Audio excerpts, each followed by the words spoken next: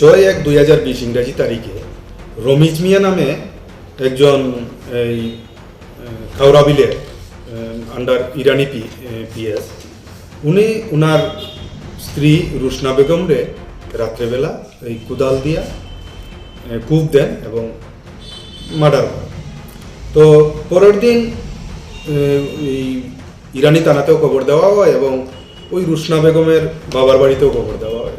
রুশনা বেগমের বাবার বাড়ির লোকজনও গেছেন গিয়া, ওনারা এই রুশনা বেগমরে মৃত পাইছেন রমিজ আলীর ঘরের মাটির মধ্যে রক্তাক্ত অবস্থায়, এবং সঙ্গে যে কুদাল দিয়ে ওনারে আঘাত করা হয় সেই কুদালটাও ভাঙ্গা অবস্থায়, আচার ভাঙ্গা অবস্থায় পাশে ছিল কুদাল এবং কুদালের আচার।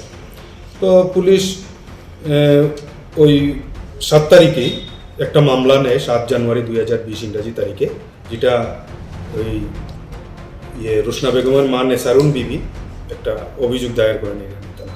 এই মোতাবেক মামলাটার নাম্বার হইতেছে ইরানি পিএস কেস নাম্বার 1/2020।